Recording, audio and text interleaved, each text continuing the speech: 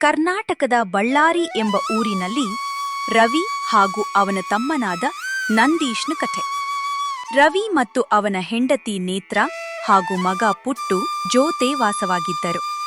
ರವಿಗೆ ಒಂದು ದೊಡ್ಡ ಬಂಗಲೆ ಕಾರು ಹಾಗೂ ಬಹಳ ಹಣವಿತ್ತು.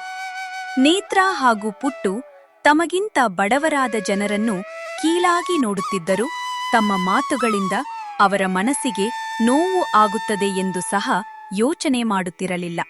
ರೀ, ನಾಳೆ ನನ್ನ ಫ್ರೆಂಡ್ಸ್ ಕಿಟ್ಟಿ ಪಾರ್ಟಿಗೆ ಮನೆಗೆ ಬರ್ತಿದ್ದಾರೆ. ನಾನು ಶಾಪಿಂಗ್ ಹೋಗ್ಬೇಕು. ದಯವಿಟ್ಟು ಸ್ವಲ್ಪ ದುಡ್ಡು ಕೊಡಿ. ನಾನು ಮತ್ತು ಪುಟ್ಟು ಮಾಲ್ಗೆ ಹೋಗಿ ಎಲ್ಲ ತರ್ತೀವಿ. ಸರಿ, ಲಾಕರ್ನಿಂದ ದುಡ್ಡು ತೂಗು. ಆದರೆ ಮಾಲ್ಗೆ ಹೋಗುತ್ತಿದ್ದೀರಿ, ನನ್ನ ತಮ್ಮನ ಮಗ ಅಭಿಗೂ ಒಂದು ಡ್ರೆಸ್ ತೂಗೊಂಡು ಬಾ.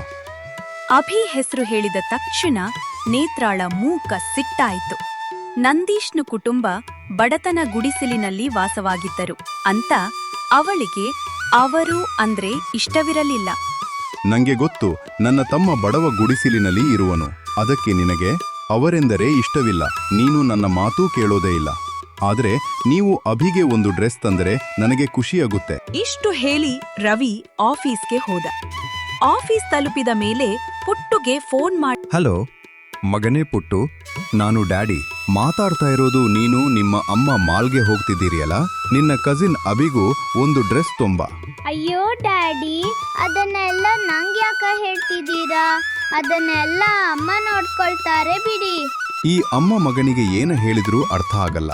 ಸ್ವಲ್ಪ ಸಮಯದ ನಂತರ ಅಮ್ಮ ಮಗ ರೆಡಿಯಾಗಿ ಕಾರ್ನಲ್ಲಿ ಮಾಲ್ಗೆ ಬಂದ್ರು. ಆ ಕಡೆ ಅಭಿ ಮತ್ತು ಅವನ ತಾಯಿ ಲೀಲಾ ಹಳೆಯ ಬಟ್ಟೆ ಹಾಕಿಕೊಂಡು ನಿಂತಿದ್ದರೂ ಅದು ಅವಳ ಕಣ್ಣಿಗೆ ಬಿತ್ತು. ಅವರನ್ನ ಗೇಲಿ ಮಾಡುವುದಕ್ಕೆ ಅವರ ಹತ್ತರ ಹೋದ್ರು. ಓ, ನೀವಿಬ್ರು ಇಲ್ಲಿ ಏನ್ ಮಾಡ್ತಿದ್ದೀರಾ? ಇಷ್ಟು ದೊಡ್ಡ ಮಾಲ್ಗೆ ಶಾಪಿಂಗ್ ಮಾಡ್ಲು ಬಂದಿದ್ದೀರಾ? ಇಲ್ಲ ಆಂಟಿ, ನಾವು ಗುಡಿಸಲಲ್ಲಿರೋರು. ಸುಮ್ನೆ ಬಂದಿದ್ವಿ ಆಂಟಿ. ಅಭಿಯ ಮಾತು ಕೇಳಿ ನೇತ್ರಾಲ ಮೂಕ ಸಿಟ್ಟಾಯ್ತಿ. ಆದರೆ ದಯಾಳು ಮನಸ್ಸಿನ ಲೀಲಾ, ಅಕ್ಕ ಹೇಗಿದ್ದೀರಾ ಪುಟ್ಟು ಮಗನೇ? ಚೆನ್ನಾಗಿದ್ದೀಯಾ ಅಕ್ಕ? ನಿಮ್ಮ ಹಣೆ ಬರಹ ಮತ್ತು ಬಟ್ಟೆ ಎರಡು ಹರಿದು ಹೋಗಿದೆ ಅನ್ಸುತ್ತೆ. ಬಹುಶಃ ಕಣ್ಣುಗಳು ಸಹ ಹಳಸಿರ್ಬಹುದು. ನಮ್ಮನ್ನ ನೋಡಿದ್ರೆ ನಿಮ್ಗೆ ಗೊತ್ತಾಗ್ಬೇಕು, ನಾವು ಸೂಪರ್ ಆಗಿ ಮತ್ತು ಲೈಫನ್ ಎಂಜಾಯ್ ಮಾಡ್ತಿದೀವಿ ಅಂತ. ನಮ್ಮ ಬಟ್ಟೆ ಹಳೆದಿರ್ಬೋದು ಮತ್ತು ಹರಿದು ಹೋಗಿರ್ಬೋದು, ಆದ್ರೆ ನಮ್ಮ ಕಣ್ಣುಗಳು ಸ್ಪಷ್ಟವಾಗಿದೆ. ನಿಮ್ಮನ್ನ ನೋಡಿದ್ರೆ ನಮ್ಗೆಲ್ಲ ಅರ್ಥ ಆಗುತ್ತೆ. ಅದನ್ನ ಬಿಡಿ, ನಮ್ಮ ಮನೆ ಹತ್ರದಲ್ಲೇ ಇದೆ. ಪುಟ್ಟು ಅವರ ಗುಡಿಸಲನ್ನು ಅವ್ರ ಮನೆಂದ್ ಕೊಡ್ರೆ, ಇನ್ನು ನಮ್ಮ ಬಂಗಲೆಯನ್ನು ಏನೆಂದ್ಕೊಳ್ಳೋರು? ಮನೆ ಗುಡಿಸ್ಲಿರ್ಬೋದು, ದುಡ್ಡು ಇರ್ದೇ ಇರ್ಬೋದು, ಆದ್ರೆ ನಮ್ ಹೃದಯ ತುಂಬಾ ಶ್ರೀಮಂತ ಇದೆ. ಇದನ್ನು ಕೇಳಿ ಇಬ್ಬರು ಸುಮ್ಮನಾದರು. ಶ್ರೀಮಂತ ಹೃದಯ? ನಿಮ್ಮ ಹೃದಯದಲ್ಲಿ fridge, AC, TV, washing machine ಇದೆಯಾ? ಅದನ್ ಬಿಡಿ, ನೀವು 2 ಹೊತ್ತಿನ ಊಟಕ್ಕೂ ಕಷ್ಟಪಡ್ತೀರಿ. ಅಮ್ಮ, ಮನೆಗ್ ಹೋಗೋಣ ಬಾ. ಹೌದ್, ನಾವು ಫ್ರೀ ಇಲ್ಲ, ತುಂಬಾ ಶಾಪಿಂಗ್ ಇದೆ. ಬಾ ಮಗನೆ, ಹೋಗೋಣ. ಅಭಿ ಮತ್ತು ಲೀಲಾ ನಡೆದುಕೊಂಡು ಹೋದ್ರು. ನೇತ್ರ ಹಾಗೂ ಪುಟ್ಟು ಮಾಲ್ ಒಳಗೆ ಹೋದ್ರು. ಹೀಗೆ ಕೆಲವು ದಿನಗಳು ಕೆಳೆದವು. ಒಂದು ದಿನ ಇದ್ದಕ್ಕ ಇದ್ದ ಹಾಗೆ ರವಿ ಆಫೀಸ್ಗೆ ಸೀಲ್ ಹಾಕಿ ಆಫೀಸ್ ಮುಚ್ಚಿದರು. ಉಳಿತಾಯದ ದುಡ್ಡಿನಿಂದ ನೇತ್ರ ಹಾಗೂ ಮಗ ಖರ್ಚು ಮಾಡಿದರು. ಪರಿಣಾಮ ಸ್ವಲ್ಪ ದಿನದಲ್ಲೇ ಮನೆ ಹಾಗೂ ಕಾರ್ನು ಕಳೆದುಕೊಂಡರು. ಈಗ ಅವರಿಗೆ ಇರಲು ಜಾಗವಿರಲಿಲ್ಲ. ನಮಗೆ ಇರೋದು ಒಂದೇ ಆಪ್ಷನ್, ಅದು ರೋಡ್. ಇಲ್ಲಂದ್ರೆ ನನ್ನ ತಮ್ಮನ ಮನೆಗೆ ಹೋಗೋಣ. ಈಗ ಒಬ್ಬನೇ ನಮಗೆ ಸಹಾಯ ಮಾಡೋದು ಸಾಧ್ಯ. ಏನ್ ಹೇಳ್ತಿದ್ದೀರಾ? ಇನ್ನೊಂದು ಕೆಲ್ಸ ಕುಡುಕಿ ನಿಮ್ಗೆ ಸಿಗುತ್ತದೆ. ನೇತ್ರ, ನಾನು ಕೆಲ್ಸ ಕೂಡ್ತಾ ಇರೋದು ನಿಂಗೆ ಕಾಣಿಸುತ್ತಿಲ್ವಾ? ಮತ್ತು ನೀವಿಬ್ರು ಆಫೀಸ್ ಮುಚ್ಚಿದ್ರು ಖರ್ಚು ಕಡಿಮೆ ಮಾಡಲಿಲ್ಲ. ಈಗ ನಮಗೆ ಬೇರೆ ದಾರಿ ಇಲ್ಲ. ನಾನು ಹೇಳಿದ ಮಾತನ್ನು ನೀವು ಈಗ ಕೇಳಬೇಕು. ಭಾರವಾದ ಮನಸ್ಸಿಂದ ಎಲ್ಲರೂ ನಂದೀಶ್ನ ಗುಡಿಸಲಿಗೆ ಹೋದರು. ನಂದೀಶ್ ರವಿಯ ತಮ್ಮ, ಬಡವ ಆದ್ರೆ ತುಂಬಾ ದಯಾಳು. ರವಿ ಎಲ್ಲಾ ವಿಷಯವನ್ನು ಹೇಳಿದ. ಎಲ್ಲವನ್ನೂ ಕೇಳಿ ಎಲ್ಲರಿಗೂ ತುಂಬಾ ಬೇಸರವಾಯಿತು. ನಮ್ ಮನೆ ಬರೆ ಗುಡಿಸ್ಲು, ನಮ್ ಹತ್ರ ಟಿವಿ, AC ಏನೂ ಇಲ್ಲ. ನೀವು ನಿಜವಾಗ್ಲೂ ಇಲ್ಲೇ ಇರೋಕ್ಕಾಗತ್ತಾ? ಹೇ ಮಗನೇ ಅಭಿ, ಹಾಗೆ ಮಾತನಾಡಬೇಡ. ದೊಡ್ಡವರ ಹತ್ತಿರ ಹೀಗೆ ಮಾತನಾಡಬಾರ್ದು. ಇಲ್ಲ ಅಣ್ಣ, ಅವನು ಹೇಳಿದ್ದು ಸರಿ. ಈ ಹಿಂದೆ ಅವನ ಹತ್ರ ತುಂಬಾ ರೂಢಾಗಿ ಮಾತಾಡಿದ್ದೇನೆ. ನನ್ನನ್ನು ಕ್ಷಮಿಸಿ. ಅಣ್ಣ, ಅವನ ಮಾತನ್ನು ಮನಸ್ಸಿಗೆ ಹಾಕೋಬೇಡ. ಚಿಂತೆ ಬಿಡಿ, ನಮ್ಮ ಜೊತೆ ಇಲ್ಲೇ ಇರಿ. ಇದು ನಿಮಗೂ ಮನೆ. ನಂದೀಶ್, ನಾಳೆಯಿಂದ ನಾವು ನಿನ್ನ ಜೊತೆ ಗದ್ದೆಯಲ್ಲಿ ಕೆಲಸ ಮಾಡುತ್ತೇವೆ. ಸರಿ, ನಾವೆಲ್ಲರೂ ಒಟ್ಟಿಗೆ ಹೋಗಿ ಗದ್ದೆಯಲ್ಲಿ ಕೆಲಸ ಮಾಡೋಣ. ಆ ದಿನದಿಂದ ನೇತ್ರ ಮತ್ತು ಪುಟ್ಟು ತಮ್ಮ ಅಹಂಕಾರ ಬಿಟ್ರು. ಅವರು ನಂದೀಶ್ ಲೀಲಾಗೆ ಎಲ್ಲಾ ಕೆಲಸದಲ್ಲಿ ಸಹಾಯ ಮಾಡುತ್ತಿದ್ದರು. ಅಭಿ ಹೇಳಿದ ಮಾತಿ ಸತ್ಯ ಅವರಿಗೆ ಕೊನೆಗೂ ಅರ್ಥವಾಯಿತು. ಎಲ್ಲರೂ ತಮ್ಮ ಚಿಕ್ಕ ಗುಡಿಸಲಿನಲ್ಲಿ ಸಂತೋಷದಿಂದ ಬದುಕಲು ಪ್ರಾರಂಭಿಸಿದರು ಮತ್ತು ತಮ್ಮ ಪರಿಶ್ರಮದಿಂದ ದುಡಿಯಲು ಶುರು ಮಾಡಿದರು. ನಿಧಾನವಾಗಿ ಜೀವನ ಸುಧಾರಿಸಲು ಶುರುವಾಯಿತು ಹಾಗೂ ನೇತ್ರ ಪುಟ್ಟನ್ ದುರಹಂಕಾರ ಸಂಪೂರ್ಣ ಮಾಯವಾಯಿತು. ಯಾಕಂದ್ರೆ ಜೀವನ ಯಾವಾಗ ಬೇಕಾದರೂ ಪಾಠ ಕಲಿಸುತ್ತದೆ ಎಂದು ಅರ್ಥವಾಯಿತು. ಕರ್ನಾಟಕದ ಬಳ್ಳಾರಿ ಎಂಬ ಊರಿನಲ್ಲಿ ರವಿ ಹಾಗೂ ಅವನ ತಮ್ಮನಾದ ನಂದೀಶ್ನ ಕಥೆ. ರವಿ ಮತ್ತು ಅವನ ಹೆಂಡತಿ ನೇತ್ರ ಹಾಗೂ ಮಗ ಪುಟ್ಟು ಜೊತೆ ವಾಸವಾಗಿದ್ದರು. ರವಿಗೆ ಒಂದು ದೊಡ್ಡ ಬಂಗಲೆ ಕಾರು ಹಾಗೂ ಬಹಳ ಹಣವಿತ್ತು. ನೇತ್ರ ಹಾಗೂ ಪುಟ್ಟು ತಮಗಿಂತ ಬಡವರಾದ ಜನರನ್ನು ಕೀಳಾಗಿ ನೋಡುತ್ತಿದ್ದರು. ತಮ್ಮ ಮಾತುಗಳಿಂದ ಅವರ ಮನಸ್ಸಿಗೆ ನೋವು ಆಗುತ್ತದೆ ಎಂದು ಸಹ ಯೋಚನೆ ಮಾಡುತ್ತಿರಲಿಲ್ಲ. ರೀ, ನಾಳೆ ನನ್ನ ಫ್ರೆಂಡ್ಸ್ ಕಿಟ್ಟಿ ಪಾರ್ಟಿಗೆ ಮನೆಗೆ ಬರ್ತಿದ್ದಾರೆ. ನಾನು ಶಾಪಿಂಗ್ ಹೋಗ್ಬೇಕು. ದಯವಿಟ್ಟು ಸ್ವಲ್ಪ ದುಡ್ಡು ಕೊಡಿ. ನಾನು ಮತ್ತು ಪುಟ್ಟು ಮಾಲ್ಗೆ ಹೋಗಿ ಎಲ್ಲ ತರ್ತೀವಿ. ಸರಿ, ಲಾಕರ್ನಿಂದ ದುಡ್ಡು ತೂಗು. ಆದರೆ ಮಾಲ್ಗೆ ಹೋಗುತ್ತಿದ್ದೀರಿ, ನನ್ನ ತಮ್ಮನ ಮಗ ಅಭಿಗೂ ಒಂದು ಡ್ರೆಸ್ ತೂಗೊಂಡು ಬಾ. ಅಭಿ ಹೆಸರು ಹೇಳಿದ ತಕ್ಷಣ ನೇತ್ರಾಳ ಮೂಕ ಸಿಟ್ಟಾಯಿತು. ನಂದೀಶ್ನ ಕುಟುಂಬ ಬಡತನ ಗುಡಿಸಲಿನಲ್ಲಿ ವಾಸವಾಗಿದ್ದರು ಅಂತ ಅವಳಿಗೆ ಅವರು ಅಂದ್ರೆ ಇಷ್ಟವಿರಲಿಲ್ಲ. ನಂಗೆ ಗೊತ್ತು, ನನ್ನ ತಮ್ಮ ಬಡವ ಗುಡಿಸಿಲಿನಲ್ಲಿ ಇರುವನು. ಅದಕ್ಕೆ ನಿನಗೆ ಅವರೆಂದರೆ ಇಷ್ಟವಿಲ್ಲ. ನೀನು ನನ್ನ ಮಾತೂ ಕೇಳೋದೇ ಇಲ್ಲ. ಆದರೆ ನೀವು ಅಭಿಗೆ ಒಂದು ಡ್ರೆಸ್ ತಂದರೆ ನನಗೆ ಖುಷಿಯಾಗುತ್ತೆ. ಇಷ್ಟು ಹೇಳಿ ರವಿ ಆಫೀಸ್ಗೆ ಹೋದ.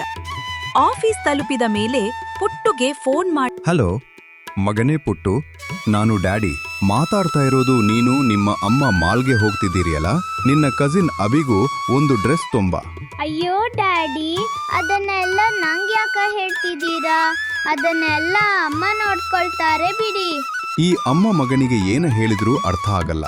ಸ್ವಲ್ಪ ಸಮಯದ ನಂತರ ಅಮ್ಮ ಮಗ ರೆಡಿಯಾಗಿ ಕಾರ್ನಲ್ಲಿ ಮಾಲ್ಗೆ ಬಂದ್ರು. ಆ ಕಡೆ ಅಭಿ ಮತ್ತು ಅವನ ತಾಯಿ ಲೀಲಾ ಹಳೆಯ ಬಟ್ಟೆ ಹಾಕಿಕೊಂಡು ನಿಂತಿದ್ದರೂ ಅದು ಅವಳ ಕಣ್ಣಿಗೆ ಬಿತ್ತು. ಅವರನ್ನ ಗೇಲಿ ಮಾಡುವುದಕ್ಕೆ ಅವರ ಹತ್ತರ ಹೋದ್ರು. ಓ, ನೀವಿಬ್ರು ಇಲ್ಲಿ ಏನ್ ಮಾಡ್ತಿದ್ದೀರಾ? ಇಷ್ಟು ದೊಡ್ಡ ಮಾಲ್ಗೆ ಶಾಪಿಂಗ್ ಮಾಡ್ಲು ಬಂದಿದ್ದೀರಾ? ಇಲ್ಲ ಇಲ್ಲ ಆಂಟಿ, ನಾವು ಗುಡಿಸಲಲ್ಲಿರೋರು. ಸುಮ್ನೆ ಬಂದಿದ್ವಿ ಆಂಟಿ. ಅಭಿಯ ಮಾತು ಕೇಳಿ ನೇತ್ರಾಲ ಮೂಕ ಸಿಟ್ಟಾಯ್ತಿ. ಆದರೆ ದಯಾಳು ಮನಸ್ಸಿನ ಲೀಲಾ, ಅಕ್ಕ ಹೇಗಿದ್ದೀರಾ ಪುಟ್ಟು ಮಗನೇ? ಚೆನ್ನಾಗಿದ್ದೀಯಾ ಅಕ್ಕ? ನಿಮ್ಮ ಹಣೆ ಬರಹ ಮತ್ತು ಬಟ್ಟೆ ಎರಡು ಹರಿದು ಹೋಗಿದೆ ಅನ್ಸುತ್ತೆ. ಬಹುಶಃ ಕಣ್ಣುಗಳು ಸಹ ಹಳಸಿರ್ಬಹುದು. ನಮ್ಮನ್ನ ನೋಡಿದ್ರೆ ನಿಮ್ಗೆ ಗೊತ್ತಾಗ್ಬೇಕು, ನಾವು ಸೂಪರ್ ಆಗಿ ಮತ್ತು ಲೈಫನ್ ಎಂಜಾಯ್ ಮಾಡ್ತಿದೀವಿ ಅಂತ. ನಮ್ಮ ಬಟ್ಟೆ ಹಳೆದಿರ್ಬೋದು ಮತ್ತು ಹರಿದು ಹೋಗಿರ್ಬೋದು, ಆದ್ರೆ ನಮ್ಮ ಕಣ್ಣುಗಳು ಸ್ಪಷ್ಟವಾಗಿದೆ. ನಿಮ್ಮನ್ನ ನೋಡಿದ್ರೆ ನಮ್ಗೆಲ್ಲ ಅರ್ಥ ಆಗುತ್ತೆ. ಅದನ್ನ ಬಿಡಿ, ನಮ್ಮ ಮನೆ ಹತ್ರದಲ್ಲೇ ಇದೆ. ಪುಟ್ಟು ಅವರ ಗುಡಿಸಲನ್ನು ಅವರ ಮನೆಂದ್ ಕೊಡ್ರೆ, ಇನ್ನು ನಮ್ಮ ಬಂಗಲೆಯನ್ನು ಏನೆಂದ್ಕೊಳ್ಳೋರು? ಮನೆ ಗುಡಿಸ್ಲಿರ್ಬೋದು, ದುಡ್ಡು ಇರ್ದೇ ಇರ್ಬೋದು, ಆದ್ರೆ ನಮ್ ಹೃದಯ ತುಂಬಾ ಶ್ರೀಮಂತ ಇದೆ. ಇದನ್ನು ಕೇಳಿ ಇಬ್ಬರು ಸುಮ್ಮನಾದರು. ಶ್ರೀಮಂತ ಹೃದಯ? ನಿಮ್ಮ ಹೃದಯದಲ್ಲಿ fridge, AC, TV, washing machine ಇದೆಯಾ? ಅದನ್ ಬಿಡಿ, ನೀವು 2 ಹೊತ್ತಿನ ಊಟಕ್ಕೂ ಕಷ್ಟಪಡ್ತೀರಿ. ಅಮ್ಮ, ಮನೆಗ್ ಹೋಗೋಣ ಬಾ. ಹೌದ್, ನಾವು ಫ್ರೀ ಇಲ್ಲ, ತುಂಬಾ ಶಾಪಿಂಗ್ ಇದೆ. ಬಾ ಮಗನೆ, ಹೋಗೋಣ. ಅಭಿ ಮತ್ತು ಲೀಲಾ ನಡೆದುಕೊಂಡು ಹೋದ್ರು. ನೇತ್ರ ಹಾಗೂ ಪುಟ್ಟು ಮಾಲ್ ಒಳಗೆ ಹೋದ್ರು. ಹೀಗೆ ಕೆಲವು ದಿನಗಳು ಕೆಳೆದವು. ಒಂದು ದಿನ ಇದ್ದಕ್ಕ ಇದ್ದ ಹಾಗೆ ರವಿ ಆಫೀಸ್ಗೆ ಸೀಲ್ ಹಾಕಿ ಆಫೀಸ್ ಮುಚ್ಚಿದರು. ಉಳಿತಾಯದ ದುಡ್ಡಿನಿಂದ ನೇತ್ರ ಹಾಗೂ ಮಗ ಖರ್ಚು ಮಾಡಿದರು. ಪರಿಣಾಮ ಸ್ವಲ್ಪ ದಿನದಲ್ಲೇ ಮನೆ ಹಾಗೂ ಕಾರ್ನು ಕಳೆದುಕೊಂಡರು. ಈಗ ಅವರಿಗೆ ಇರಲು ಜಾಗವಿರಲಿಲ್ಲ. ನಮಗೆ ಇರೋದು ಒಂದೇ ಆಪ್ಷನ್, ಅದು ರೋಡ್. ಇಲ್ಲಂದ್ರೆ ನನ್ನ ತಮ್ಮನ ಮನೆಗೆ ಹೋಗೋಣ. ಈಗ ಒಬ್ಬನೇ ನಮಗೆ ಸಹಾಯ ಮಾಡೋದು ಸಾಧ್ಯ. ಏನ್ ಹೇಳ್ತಿದ್ದೀರಾ? ಇನ್ನೊಂದು ಕೆಲ್ಸ ಕುಡುಕಿ ನಿಮ್ಗೆ ಸಿಗುತ್ತದೆ. ನೇತ್ರ, ನಾನು ಕೆಲ್ಸ ಕೂಡ್ತಾ ಇರೋದು ನಿಂಗೆ ಕಾಣಿಸುತ್ತಿಲ್ವಾ? ಮತ್ತು ನೀವಿಬ್ರು ಆಫೀಸ್ ಮುಚ್ಚಿದರೂ ಖರ್ಚು ಕಡಿಮೆ ಮಾಡಲಿಲ್ಲ. ಈಗ ನಮಗೆ ಬೇರೆ ದಾರಿ ಇಲ್ಲ. ನಾನು ಹೇಳಿದ ಮಾತನ್ನು ನೀವು ಈಗ ಕೇಳಬೇಕು. ಭಾರವಾದ ಮನಸ್ಸಿಂದ ಎಲ್ಲರೂ ನಂದೀಶ್ನ ಗುಡಿಸಲಿಗೆ ಹೋದರು. ನಂದೀಶ್ ರವಿಯ ತಮ್ಮ, ಬಡವ ಆದ್ರೆ ತುಂಬಾ ದಯಾಳು. ರವಿ ಎಲ್ಲಾ ವಿಷಯವನ್ನು ಹೇಳಿದ. ಎಲ್ಲವನ್ನೂ ಕೇಳಿ ಎಲ್ಲರಿಗೂ ತುಂಬಾ ಬೇಸರವಾಯಿತು. ನಮ್ ಮನೆ ಬರೆ ಗುಡಿಸ್ಲು, ನಮ್ ಹತ್ರ ಟಿವಿ, ಎಸಿ ಏನೂ ಇಲ್ಲ. ನೀವು ನಿಜವಾಗ್ಲೂ ಇಲ್ಲೇ ಇರೋಕ್ಕಾಗತ್ತಾ? ಹೇ ಮಗನೇ, ಅಭಿ ಹಾಗೆ ಮಾತನಾಡಬೇಡ. ದೊಡ್ಡವರ ಹತ್ತಿರ ಹೀಗೆ ಮಾತನಾಡಬಾರ್ದು. ಇಲ್ಲ ಅಣ್ಣ, ಅವನು ಹೇಳಿದ್ದು ಸರಿ. ಈ ಹಿಂದೆ ಅವನ ಹತ್ರ ತುಂಬಾ ರೂಢಾಗಿ ಮಾತಾಡಿದ್ದೇನೆ, ನನ್ನನ್ನು ಕ್ಷಮಿಸಿ. ಅಣ್ಣ, ಅವನ ಮಾತನ್ನು ಮನಸ್ಸಿಗೆ ಹಾಕೋಬೇಡ. ಚಿಂತೆ ಬಿಡಿ, ನಮ್ಮ ಜೊತೆ ಇಲ್ಲೇ ಇರಿ. ಇದು ನಿಮಗೂ ಮನೆ. ನಂದೀಶ್, ನಾಳೆಯಿಂದ ನಾವು ನಿನ್ನ ಜೊತೆ ಗದ್ದೆಯಲ್ಲಿ ಕೆಲಸ ಮಾಡುತ್ತೇವೆ. ಸರಿ, ನಾವೆಲ್ಲರೂ ಒಟ್ಟಿಗೆ ಹೋಗಿ ಗದ್ದೆಯಲ್ಲಿ ಕೆಲಸ ಮಾಡೋಣ. ಆ ದಿನದಿಂದ ನೇತ್ರ ಮತ್ತು ಪುಟ್ಟು ತಮ್ಮ ಅಹಂಕಾರ ಬಿಟ್ರು. ಅವರು ನಂದೀಶ್ ಲೀಲಾಗೆ ಎಲ್ಲಾ ಕೆಲಸದಲ್ಲಿ ಸಹಾಯ ಮಾಡುತ್ತಿದ್ದರು. ಅಭಿ ಹೇಳಿದ ಮಾತಿ ಸತ್ಯ ಅವರಿಗೆ ಕೊನೆಗೂ ಅರ್ಥವಾಯಿತು. ಎಲ್ಲರೂ ತಮ್ಮ ಚಿಕ್ಕ ಗುಡಿಸಲಿನಲ್ಲಿ ಸಂತೋಷದಿಂದ ಬದುಕಲು ಪ್ರಾರಂಭಿಸಿದರು ಮತ್ತು ತಮ್ಮ ಪರಿಶ್ರಮದಿಂದ ದುಡಿಯಲು ಶುರು ಮಾಡಿದರು. ನಿಧಾನವಾಗಿ ಜೀವನ ಸುಧಾರಿಸಲು ಶುರುವಾಯಿತು ಹಾಗೂ ನೇತ್ರ ಪುಟ್ಟನ್ ದುರಹಂಕಾರ ಸಂಪೂರ್ಣ ಮಾಯವಾಯಿತು. ಯಾಕಂದ್ರೆ ಜೀವನ ಯಾವಾಗ ಬೇಕಾದರೂ ಪಾಠ ಕಲಿಸುತ್ತದೆ ಎಂದು ಅರ್ಥವಾಯಿತು.